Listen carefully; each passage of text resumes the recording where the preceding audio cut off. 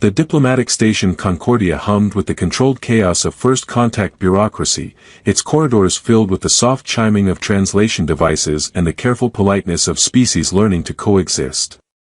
Dr. Elena Vasquez navigated through clusters of humans and Zephyrians engaged in animated conversations about art, science, and the peculiar challenges of cross-species small talk. Remember, direct eye contact is considered aggressive in Zephyrian culture, announced Administrator Walsh over the station's comm system. Please maintain respectful distance and allow them to initiate physical contact. Elena rolled her eyes as she passed another group of eager human volunteers clustered around tall, silver-skinned Zephyrians whose pointed ears twitched with what she'd learned to recognize as polite bewilderment.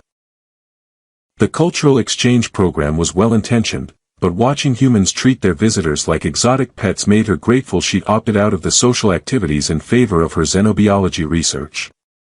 Dr. Vasquez, are you sure you won't reconsider participating? Called Dr. Sanders from across the observation deck. The Zephyrians are fascinating. Their cellular structure alone could revolutionize our understanding of adaptive biology. I'm perfectly happy studying cellular structures from a professional distance, Elena replied, settling into her usual corner table with her research tablet. Besides, someone needs to document this circus from an objective perspective. She activated her tablet and began reviewing her notes on Zephyrian physiology, occasionally glancing up to observe the interactions around her. The Zephyrians moved with an fluid grace that suggested their gravity was lighter than Earth's, and their skin seemed to shimmer with an internal luminescence that grew brighter when they were excited or amused. That's when she noticed her. In the far corner of the deck, away from the cheerful mingling, sat a Zephyrian woman who was distinctly different from the others. While her companions displayed the typical silver skin tone that seemed to be the species' norm, this woman's skin had a warm copper tint that caught the station's lighting in fascinating ways. Her ears, longer and more delicately pointed than the others, drooped slightly as she watched the social interactions with an expression of patient resignation. Elena found herself studying the woman with professional curiosity. Genetic variation within a species was always interesting, particularly when it seemed to result in social isolation. She watched as human after human approached the copper-skinned Zephyrian, engaged in brief conversation, then moved on to select different partners for the cultural exchange activities. Unusual pigmentation, Elena murmured to herself, making notes on her tablet. Possible genetic mutation or regional variation. Subject appears to be excluded from normal social groupings. The woman's head turned slightly, and Elena realized with embarrassment that enhanced hearing was probably another Zephyrian trait. But instead of looking offended, the woman smiled, an expression of quiet amusement that transformed her entire face.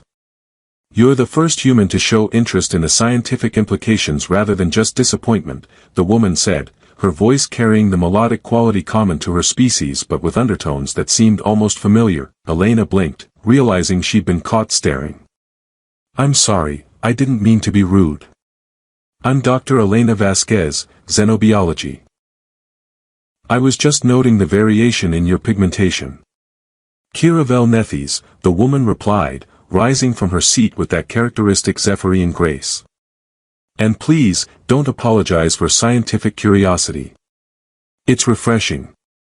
As Kiravel approached, Elena noticed that her eyes were a striking amber color, quite different from the silver-blue eyes of the other Zephyrians. Your coloration is remarkable. Is it a regional variation? Something like that, Kiravel said, settling into the chair across from Elena with obvious relief at having a genuine conversation. Though I suspect you'll find the genetics more interesting than the sociology.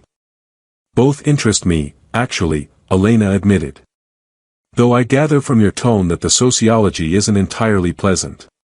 Kiravel's smile turned rueful. Copper skin among my people is complicated. We're not exactly popular dinner guests. Why not? Would you believe me if I said it's because we can sense emotions across species barriers?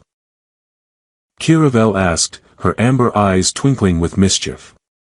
Or would you prefer a more scientifically acceptable explanation involving photosynthetic adaptations?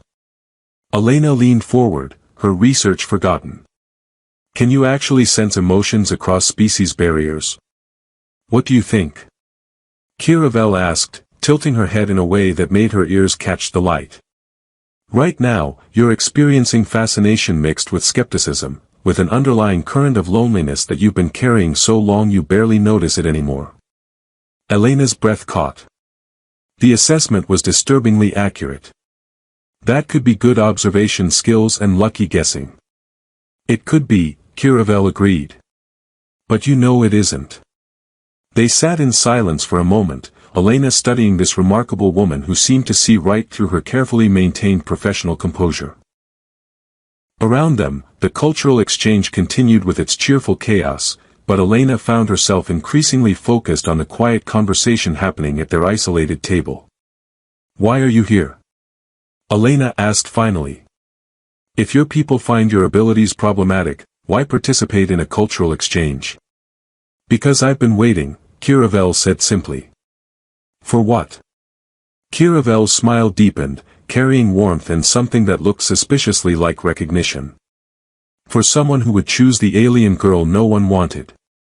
Elena felt something shift in her chest, a warmth that had nothing to do with the station's environmental controls.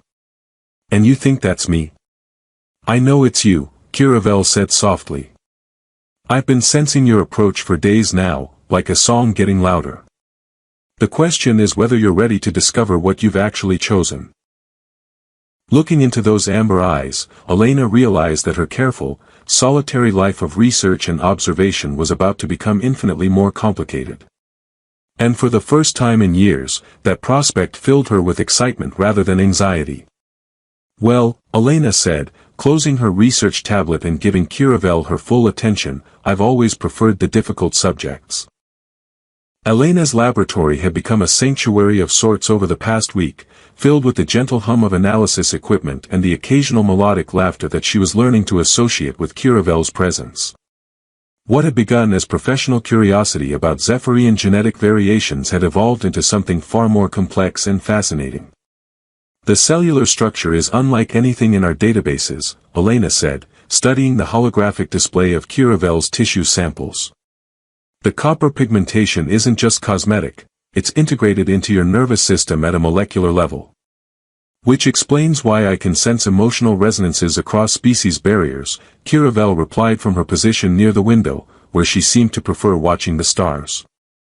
"The copper compounds act as natural bioelectric conductors." "But that should be impossible," Elena protested. "The neurological pathways required for cross-species empathy would need to be adaptive," Kiravel finished. "Yes, I know. My people discovered that particular impossibility about 3 centuries ago, which is when they decided we were too dangerous to integrate into normal society." Elena turned from her displays to study Kiravel's profile, noting the way her ears drooped slightly when discussing her people's rejection. "Dangerous how?" "When you can sense the deep emotional currents of any sentient being, you tend to see through the comfortable lies that hold civilizations together," Kiravel said with a bitter smile. "Politicians don't appreciate having their true motivations broadcast empathically, and military leaders find it difficult to maintain morale when someone nearby can feel the actual cost of their decisions." "So your people exiled you for being too honest?"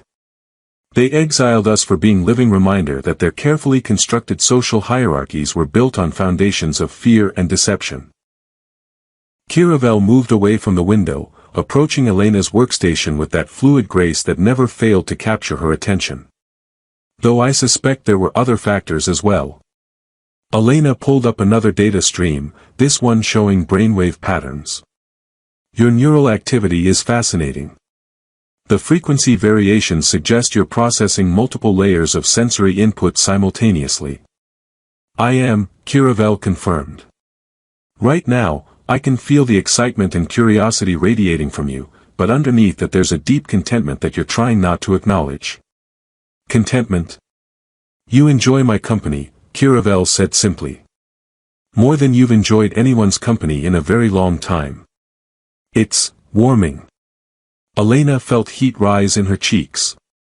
"That's quite an assumption." "It's not an assumption," Kiravel said gently. "It's what I'm sensing from you right now. Along with embarrassment and a growing awareness that you're developing feelings you hadn't planned on." This is hardly professional, Elena muttered, though she didn't move away when Kiravel stepped closer to examine the displays.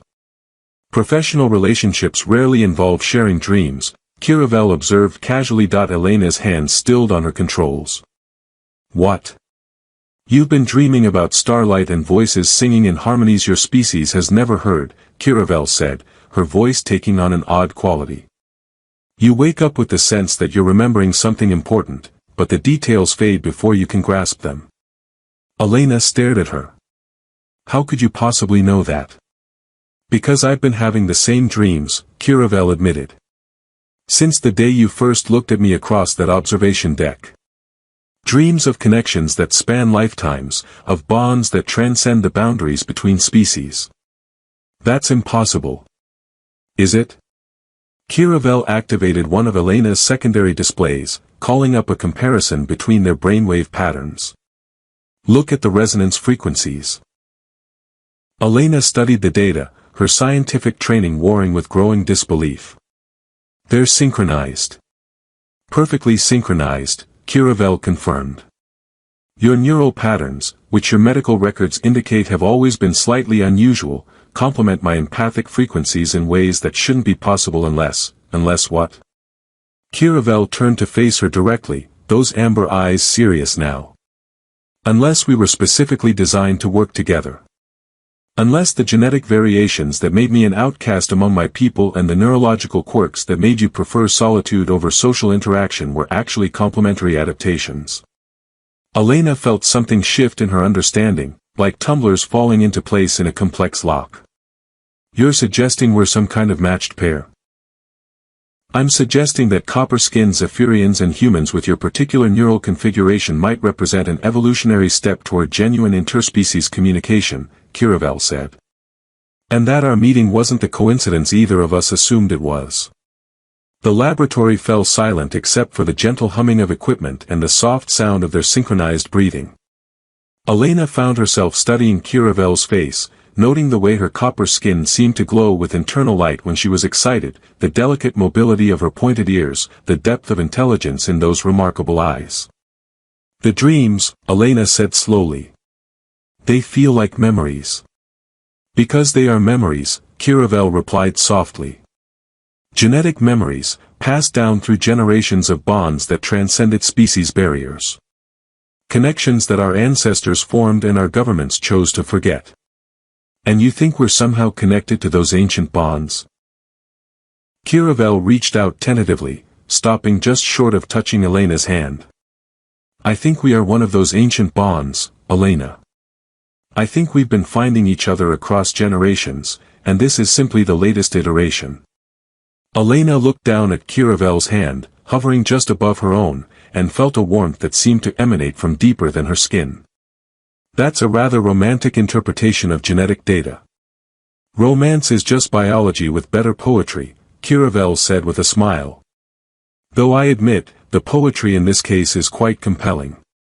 Elena made a decision that felt both terrifying and inevitable, closing the distance to take Kiravel's hand in her own. The moment their skin touched, the world seemed to shift slightly, colors becoming more vivid and sounds taking on new depth and meaning. Well, Elena said, marveling at how right this felt despite how impossible it should be, I suppose there are worse fates than being cosmically bonded to a brilliant alien empath with a talent for making the impossible seem logical.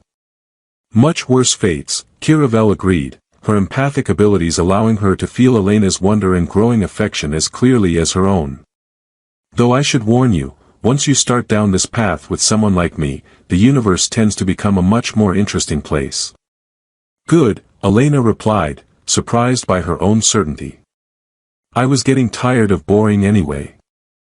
The archival chamber deep within Concordia's research section had become Elena and Kiravel's unofficial headquarters, its walls lined with displays showing genetic charts, historical records, and neural mapping data that painted an increasingly complex picture of human-Zephyrian interaction throughout history. This is remarkable, Elena said, highlighting sections of a document that had been buried in classified files for over a century. According to these records, copper-skinned Zephyrians were present during every major breakthrough in early human-alien cooperation. And conveniently absent from all official histories, Kiravel added, her tone carrying the bitter edge that appeared whenever they uncovered evidence of deliberate historical revision. Along with any mention of the humans who worked with them. Elena pulled up another data stream, this one showing genetic profiles. Look at this, every human listed in these classified files shows the same neural variations I have. The same patterns that make our connection possible. It's not a coincidence, Kiravel said, moving to stand beside Elena at the main display. The early contact records show that bonded pairs like us were responsible for developing translation protocols, establishing trade agreements, even designing the first joint colonies. Then why hide it? Elena asked, though she was beginning to suspect the answer. Because genuine understanding between species eliminates the need for most governmental oversight, Kiravel replied. When people can truly communicate across cultural and biological barriers, they tend to form their own solutions rather than relying on bureaucratic mediation. Elena nodded, studying a particular document that made her stomach clench. And according to this, the last recorded bonded pair was separated by force in 2387, after they attempted to establish an independent research colony. Separated and never allowed contact again, Kiravel added quietly. Though the records don't indicate whether they survived the forced disconnection. We need to be careful, Elena said, though even as she spoke the words, she could feel Kiravel's agreement through their growing empathic link. Administrator Walsh has been asking questions about our research partnership. And my people's cultural attaché has been making pointed comments about my prolonged absence from group activities, Kiravel replied. Though I suspect they're more concerned about what I might be learning than what I might be teaching. Elena turned to face her partner, because that's what Kiravel had become, she realized, in ways that transcended professional collaboration. Are you learning things that would concern them? I'm learning that the isolation my people imposed on copper-skinned individuals was based on fear rather than necessity, Kiravel said, her amber eyes flashing with something that might have been anger. The empathic abilities that made us outcasts could actually serve as bridges between civilizations, if anyone had the courage to explore the possibilities. And what possibilities are those? Kiravel moved closer, and Elena felt that familiar warm presence in her mind that indicated their neural patterns were synchronizing. Show me what you discovered about ancient terraforming techniques. I don't understand, trust me, Kiravel said softly. Open your mind to the connection and share what you learned. Elena hesitated for a moment, then consciously lowered the mental barriers she'd been unconsciously maintaining. The effect was immediate and startling. Suddenly she could feel Kiravel's presence in her thoughts as clearly as her own, and more importantly, she could access knowledge that wasn't originally hers. Images flooded her consciousness. Vast terraforming projects accomplished through the combined intuition of Zephyrian environmental science and human engineering precision, technologies that worked by bridging biological and mechanical systems in ways neither species could achieve alone, civilizations that had flourished by embracing rather than fearing the connections between different forms of consciousness. This is incredible, Elena whispered, experiencing the shared knowledge as if she were remembering rather than learning. The applications are limitless. And completely prohibited by current interspecies treaties, Kiravel replied, though her mental voice carried excitement rather than disappointment. Because they require exactly the kind of consciousness bridging that our governments have spent decades suppressing. Elena pulled back from the shared memory state, though she could still feel Kiravel's presence like a warm current in her thoughts. They're afraid of losing control. They're afraid of becoming irrelevant, Kiravel corrected. When individuals can form direct connections across species barriers, traditional power structures become obstacles rather than necessities. Which is why they separate bonded pairs. Kiravel confirmed. Though I suspect they underestimate how difficult that separation actually is once a true bond forms. Elena studied her partner's face, noting the way Kiravel's skin seemed to glow more brightly when their minds were connected. How difficult are we talking? Difficult enough that attempting to force separation could be dangerous to both parties, Kiravel said carefully. Bonded consciousness creates dependencies that aren't just emotional, Elena. Our neural patterns are becoming increasingly integrated. Forced disconnection could cause permanent damage. So we're stuck with each other. We're enhanced by each other, Kiravel corrected with a smile. Though I understand if that prospect is concerning. Elena considered this, weighing the implications of permanent neural bonding against the growing certainty that Kiravel had become essential to her sense of completeness. Actually, I'm more concerned about what happens when Administrator Walsh decides our research partnership is too close for bureaucratic comfort. Then we make ourselves too valuable to separate, Kiravel said, her expression taking on a determined quality that made her ears stand at sharp attention. We prove that bonded pairs represent evolution, not aberration. And how exactly do we do that? Kiravel's smile carried a hint of mischief that Elena was learning to recognize as a prelude to interesting complications. By solving problems that neither species has been able to handle alone. Starting with the Kepler colony crisis that's been baffling terraforming specialists for 6 months. Elena stared at her. You think we can solve a planetary engineering problem that stumped teams of experts? I think we can access genetic memories from bonded pairs who dealt with similar challenges 3 centuries ago, Kiravel replied. And I think the combined perspective of human analytical precision and Zephyrian intuitive synthesis might reveal solutions that single-species thinking has missed. That's either brilliant or completely insane. With our track record, Kiravel said, taking Elena's hand and feeling the familiar thrill of their neural patterns aligning, I'm hoping for both. The emergency meeting in Administrator Walsh's office had the feel of a tribunal, with Elena and Kiravel facing a panel of stern-faced officials from both species while holographic displays showed the catastrophic data from Kepler colony. What should have been a routine hearing about their research partnership had become something far more serious when their unauthorized solution to the terraforming crisis had worked. Let me understand this correctly, Administrator Walsh said, his voice carrying the careful neutrality of someone trying not to reveal how disturbed he was. You two, working together in an undocumented capacity, solved a planetary atmospheric imbalance that has been confounding our best specialists for months. 6 months, 3 weeks, and 4 days, Elena corrected automatically. And technically, we didn't solve it so much as remember how it had been solved before. Remembered how it had been solved before, repeated cultural attaché Veltar, the Zephyrian representative whose silver skin had taken on the darker tones that indicated deep displeasure. You're claiming access to historical knowledge that predates reliable record-keeping. We're claiming access to genetic memories that have been preserved in bonded consciousness pairs for centuries, Kiravel replied calmly. The same memories that your governments have spent considerable effort trying to suppress. The temperature in the room seemed to drop several degrees. Elena felt Kiravel's steady presence in her mind, providing emotional support and shared confidence that helped her maintain composure despite the growing hostility from the panel.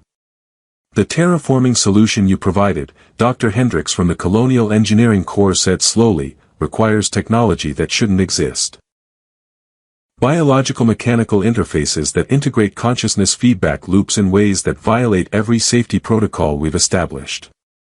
They violate safety protocols designed to prevent exactly the kind of consciousness bridging that makes the technology possible, Elena replied. But the principles are sound, and the Kepler colonists are no longer dying from atmospheric poisoning. That's not the point, Administrator Walsh snapped. The point is that you've demonstrated capabilities that could destabilize the entire framework of interspecies cooperation. Or revolutionize it, Kiravel said quietly. Depending on whether you view genuine understanding as a threat or an opportunity. Veltar leaned forward, his elongated ears flattening against his skull in the Zephyrian expression of aggressive displeasure. Kiravel Nethys, you have violated explicit directives regarding contact limitations for individuals with your particular genetic variation. I've exercised my rights as a sentient being to form meaningful relationships, Kiravel replied, though Elena could feel the tension radiating through their bond. Unless those rights are now conditional on genetic conformity. Your genetic variation makes you a potential security risk, Veltar continued. The empathic abilities associated with copper skin pigmentation create opportunities for unauthorized information transfer and emotional manipulation. The abilities associated with my genetic variation, Kiravel said, her voice taking on an edge that made the air seem to vibrate, have just saved the lives of 8,000 colonists using techniques your experts couldn't even comprehend, let alone implement. Elena felt a surge of protective anger that she realized came from both herself and Curavel simultaneously. Are you seriously suggesting that we should be separated because we're too effective at solving problems? We're suggesting that unregulated consciousness bridging between species represents a potential threat to established governmental structures, Dr. Hendricks said bluntly. And that individuals demonstrating such capabilities require careful monitoring. Monitoring or imprisonment? Elena asked. Protective custody, Administrator Walsh corrected. For your own safety as much as for security concerns. Elena felt Curavel's alarm spike through their bond, along with a deeper emotion that took her a moment to identify as profound sadness. Not just personal sadness, but the accumulated grief of generations of bonded pairs who have been forcibly separated by fearful authorities. Protective custody is separation, Curavel said softly. And separation of bonded consciousness pairs is what? Veltar demanded. Elena and Curavel exchanged a look, and Elena felt their shared determination crystallize into something approaching resolve. Is potentially lethal, Elena said. Our neural patterns have become integrated to a degree that makes independent function increasingly difficult. That's not possible, Dr. Hendricks protested. Consciousness is individual, discrete. Consciousness is individual, discrete, and entirely dependent on your limited understanding of neural mechanics, Curavel interrupted. Elena and I represent a functional demonstration that consciousness can be shared, enhanced, and expanded through proper neural interface protocols. Protocols that evolved naturally through genetic compatibility, Elena added. We didn't create this bond artificially, we discovered that it already existed and learned to access it consciously. Administrator Walsh studied them both with the expression of someone facing a problem he'd hoped would never arise. And if we separate you anyway? Elena felt Curavel's hand find hers, their mental connection deepening until it was difficult to tell where her thoughts ended and Curavel's began. Then you'll be conducting an experiment in consciousness severance that has never been successfully completed, Elena said. And you'll be destroying the most significant advancement in interspecies cooperation in recorded history, Curavel added. For the sake of maintaining power structures that our bond proves are unnecessary. The room fell silent except for the soft humming of environmental systems and the barely audible sound of two hearts beating in perfect synchronization. Elena could feel the fear and uncertainty radiating from the officials, along with Curavel's steady courage and the profound certainty that they were fighting for something larger than their personal connection. 1 week, Administrator Walsh said finally. You have 1 week to provide documentation proving that your bond represents a beneficial development rather than a security threat. After that, we implement protective custody protocols. As they left the meeting, Elena felt Curavel's determination flowing through their shared consciousness like a river of light. 1 week to save ourselves and prove that love can be stronger than fear, Elena murmured. 1 week to change the universe, Curavel replied. Should be just enough time. The observation deck of Concordia had been transformed into an impromptu laboratory where Elena and Curavel worked against the approaching deadline, surrounded by displays showing the real-time effects of their bonded consciousness on various problem-solving scenarios. 3 days remained before the protective custody protocols would be implemented, and they had gathered an unexpected audience of scientists, engineers, and curious officials from both species. The quantum resonance patterns are unlike anything in our theoretical models, Dr. Yates reported, studying readings from the neural monitoring equipment they'd reluctantly agreed to wear. When your consciousness states synchronize, you're essentially creating a biological quantum computer capable of processing multiple probability matrices simultaneously. Which is why we can access genetic memories and solve problems that require intuitive leaps beyond normal logical progression, Elena explained, manipulating a holographic model of atmospheric data from the latest colony they'd helped stabilize. Single consciousness problem solving is limited by individual experience and knowledge. Bonded consciousness can draw from accumulated wisdom across generations. But at what cost? Asked Dr. Martinez, the ethics specialist who'd been monitoring their sessions. Individual identity, personal autonomy, the basic integrity of consciousness itself. Actually, the opposite, Kiravel replied, her copper skin glowing with the enhanced luminescence that appeared when their bond was active. Bonded consciousness doesn't eliminate individual identity, it amplifies it. Elena is more herself when our minds are connected, not less. Elena nodded, feeling the truth of this statement resonate through their shared awareness. I retain all my memories, preferences, and personality traits. But I also have access to Kiravel's knowledge, experience, and intuitive capabilities. It's enhancement, not replacement. Demonstrate, challenged cultural attaché Veltar, who had been growing increasingly uncomfortable as the evidence mounted against forced separation. Show us something that neither of you could accomplish individually. Elena and Kiravel exchanged a look, then consciously deepened their mental connection until the boundary between their thoughts became permeable. The effect was immediately visible to the monitoring equipment, their brainwave patterns synchronized perfectly, and the quantum resonance reading spiked into previously unmeasured ranges. The Vega system mining crisis, Elena said, her voice taking on the harmonized quality that indicated active bonding. 17 separate technical problems that have prevented resource extraction for 4 years. Each problem solvable individually, Kiravel continued, their shared consciousness allowing her to pick up Elena's thought patterns seamlessly, but only if the solutions can be implemented simultaneously across multiple planetary environments. They worked together, their hands moving over different control interfaces while their minds processed information at speeds that fascinated and alarmed their observers. Within 20 minutes, they had produced a comprehensive solution that coordinated engineering, environmental science, and logistics in ways that required understanding multiple disciplines at expert levels. This is impossible, Dr. Hendricks muttered, reviewing their work. The solution is brilliant, but it would require teams of specialists months to develop this level of integration. It would require teams of specialists months to develop this level of integration working independently, Elena corrected. Bonded consciousness eliminates the communication delays and translation errors that slow collaborative problem solving. And provides access to genetic memories from bonded pairs who faced similar challenges centuries ago, Kiravel added. We're not just solving new problems, we're remembering solutions that worked before and adapting them to current circumstances. Administrator Walsh studied the data displays with the expression of someone watching his worldview reorganize itself. The implications are staggering. If bonded pairs can solve complex problems this efficiently, the applications for colonial development, terraforming, even crisis management could revolutionize how we approach interspecies cooperation. Which is exactly why such bonds were suppressed, Veltar said grimly. Governments lose relevance when individuals can form direct connections that eliminate the need for bureaucratic mediation. But think of what we could accomplish, Dr. Yates interjected, scientific excitement overriding political caution.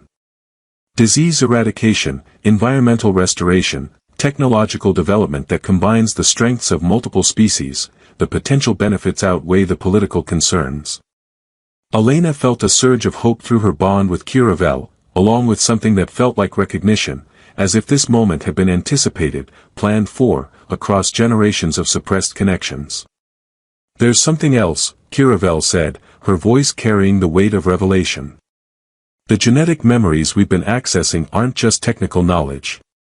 They contain historical records that your governments have deliberately obscured. What kind of records? Administrator Walsh asked, though his tone suggested he already suspected the answer wouldn't be comfortable. Elena and Kiravel exchanged another synchronized look, their bonded consciousness making the decision to reveal everything. Records showing that forced separation of bonded pairs didn't just cause individual suffering, Elena said. It caused civilizational stagnation. The great technological plateau that both our species experienced in the late 24th century, Kiravel continued, coincided exactly with the systematic suppression of consciousness bridging between humans and Zephyrians. Dr. Martinez leaned forward, fascination overcoming ethical concerns. You're suggesting that breaking bonded pairs actually set back scientific and social development? We're not suggesting it, Elena replied. We're documenting it. The genetic memories contained precise records of technological breakthroughs, social innovations, and environmental solutions that were lost when bonded consciousness was declared illegal. And we're demonstrating that those capabilities can be recovered, Kiravel added, if bonded pairs are allowed to form and function naturally. Veltar's skin had shifted to the deep blue-black that indicated extreme distress. Even if this is true, the security implications remain. Bonded consciousness creates dependencies that could be exploited, manipulated, only by those who don't understand what bonded consciousness actually is, Elena interrupted. Our bond isn't a weakness that can be exploited, it's a strength that makes us more resilient, more capable, more complete than either of us could be alone. Prove it, Administrator Walsh said abruptly. If your bond is truly beneficial rather than just personally satisfying, prove that it makes you stronger rather than more vulnerable. Elena felt Kiravel's immediate understanding through their connection, along with a shared sense of grim determination. Separate us, Elena said quietly. What? Dr. Yates looked alarmed. We don't know what effects forced separation might have, exactly, Kiravel said. You've been threatening separation without understanding the consequences. Let us show you what actually happens when bonded consciousness is forcibly interrupted. Under controlled conditions, Elena added. With full monitoring and the ability to re-establish connection if the effects become dangerous. Administrator Walsh studied them both, clearly weighing the political implications against scientific curiosity. This could be extremely risky. Everything worthwhile is risky, Kiravel replied. But the alternative is spending the rest of our lives in protective custody while both our species lose access to capabilities that could transform civilization. And if the separation proves harmful? Elena felt Kiravel's hand tighten in hers, their shared courage flowing between them like electricity. Then you'll have proof that bonded consciousness isn't just beneficial, it's essential. And you'll understand why our ancestors were willing to risk everything to protect these connections. The room fell silent except for the monitoring equipment and the sound of two hearts beating in perfect synchronization. Elena could feel the weight of decision hanging in the air, along with Kiravel's steady presence in her mind, warm and constant and absolutely worth fighting for. Very well, Administrator Walsh said finally. But we do this properly, with full medical monitoring and immediate intervention capabilities. As the preparations began for what might be the most important experiment in interspecies relations history, Elena felt Kiravel's love and determination flowing through their bond like a promise. Whatever happened next, they would face it together, or prove conclusively why separation was impossible. Ready? Elena asked, both aloud and through their mental connection. Ready, Kiravel replied, her amber eyes bright with courage and absolute trust. Let's show them what love actually looks like when it transcends species barriers. The experiment that would determine their fate, and possibly the future of human-Zephyrian cooperation, was about to begin.